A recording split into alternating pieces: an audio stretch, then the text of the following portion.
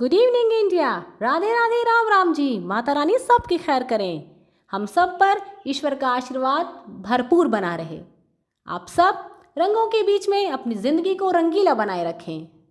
तो आज की कहानी बहुत अच्छी होने वाली है और आप सबको बहुत अच्छी लगेगी। तो सुनिए, कहानी कुछ यूँ है। सुनील और रवि तो दोस्तों की दोस्ती फर्स्ट स्टैंडर्ड से बहुत पक्की थी। दोनों ने साथ साथ स्कूल ज्वाइन किया, दोनों साथ ही साथ स्कूल जाते भी थे, साथ ही खाते पीते और एक ही ट्यूटर से साथ साथ होम ट्यूशन भी लेते थे। धीरे धीरे दोनों बड़े हुए, अपनी अपनी नौकरी पेशे में लग गए। अब बात उन दोनों की शादी की चलने लगी। उन दोनों का ये फैसला था कि हम दोनों के लिए लड़की हम ही पसंद करेंगे, खुद के लिए नहीं, एक दूसरे के लिए। कहने का मतलब यूँ है कि अगर एक दोस्त को पसंद आ गई तो दूसरा बिना देखे ही उससे शादी कर लेगा। अब परिवार वाले लड़की देखने जाते तो दोस्त भी जाता, आखिर पसंद तो उसे ही करना था ना। खैर, दोनों ने एक दूसरे के लिए लड़की पसंद की और दोनों की शादी हो गई। दोनों ही अपनी अपनी ज़िंदगी में बहुत खुश थे, लेकिन हर रोज़ बिना एक दूसरे से बातें किए रह नहीं पाते थे। जब तक एक दूसरे से शाम को दिन भर का हालचाल न कह लें, उनका दिन नहीं बीतता था। ऐसे थे वो पक्के दोस्त। दोस्ती की बहुत अच्छी मिसाल थे दोनों। सुनील को ईश्वर ने संतान के रूप में एक बेटा दिया और रवि को एक बेटी। अपनी दोस्ती के चलते उन दोनों ने अपने जीवन की सबसे बड़ी गलती अब की। सुनील ने अपने बेटे चिराग की शादी रवि की बेटी सोनम से तय कर दी। अभी बच्चे 3 से 4 साल के ही थे, पर वक्त आने पर दोनों की शादी कर दी जाएगी। बच्चे बड़े हो गए। चिराग के मन में तो ऐसी कोई भावना नहीं थी, लेकिन सोनम के माँ बाप ने उसे बड़े होने पर एक दूसरे से किए गए वादे के विषय में बता दिया था।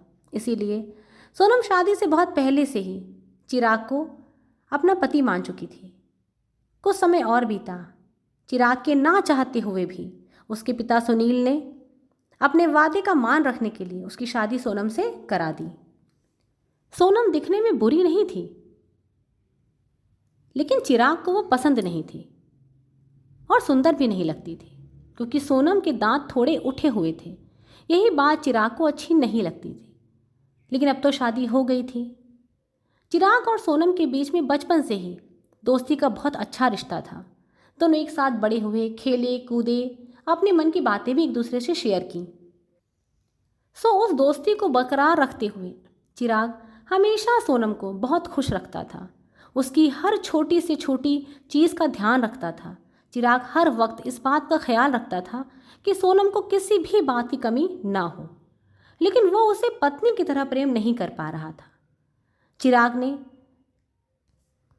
सोनम से ये बात खुद कह दी कि हम दोनों के बीच पति पत्नी जैसा कोई रिलेशन नहीं बना पाऊंगा।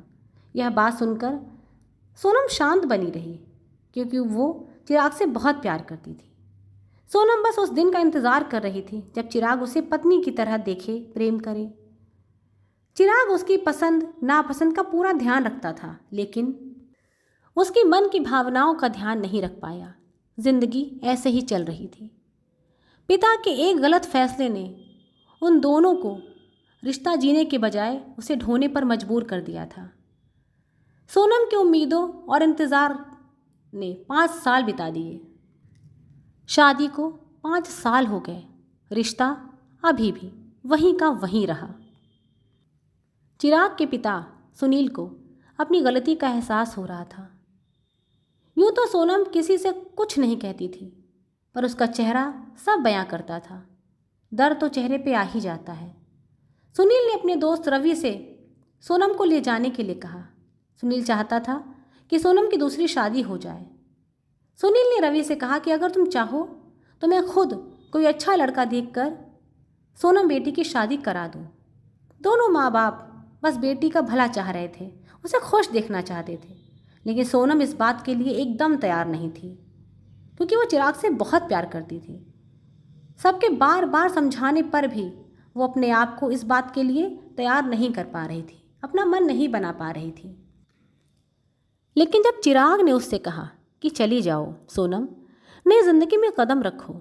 उसके बाद सोनम एक भी पल वहाँ नहीं रुकी और अपने मायके आने के कुछ ही दिनों बाद उसने आत्महत्या कर ली। सोनम ने एक सुसाइड नोट भी लिखा। उसमें क्या लिखा था? उसमें लिखा था कि चिराग, तुमने कहा था ना कि चली जाओ, नई ज़िंदगी में कदम रखो। मैं जा रही हूँ नई ज़िंदगी में कदम रखने। समय बीतता गया। धीरे धीरे चिराग भी इस हादसे से उबर रहा था। चिराग की दूसरी शादी करा दी गई। नई पत्नी का चेहरा भी सोनम की तरह ही था। उसके चेहरे की बनावट एकदम सोनम के जैसी ही थी। शायद वो सोनम को कभी भूल ना पाए, भगवान ने इसलिए ऐसा किया। लेकिन इस बार चिराग ने वो गलती बिल्कुल नहीं की। उसने अपनी पत्नी का पूरा मान सम्मान दिया, क्योंकि सोनम के हादसे का कारण वो पूरी तरह खुद को मानता था। कहानी आपको कैसी लगी प्लीज़ कमेंट ज़रूर कीजिएगा। अच्छी लगी हो तो अच्छा कमेंट, और बुरी लगी हो तो मुझे एडवाइस कीजिए कि मैं और क्या अच्छा कर सकती हूँ, क्या अच्छा सुना सकती हूँ। एक इंसान के लिए शादी बहुत बड़ी चीज़ है। माँ बाप हमेशा अच्छा सोच के ही बच्चों के लिए कोई कदम उठाते हैं, लेकिन फिर भी कहीं ना कहीं एक बार बच्चों की राय ज़रूर लीजिए। ज़माना बहुत बदल गया है। अब बच्चे ज़बरदस्ती के रिश्तों में बंधना नहीं चाहते, तो थोड़ा अपना थोड़ा बच्चों का, दोनों का ख्याल करके दोनों की बातें सुनिए, रजामंदी से फैसले लीजिए, ताकि आगे बच्चों का भविष्य सुखमय हो जाए। स्वस्थ रहिए, मस्त रहिए, खुश रहिए और अर्चना को याद करते रहिए।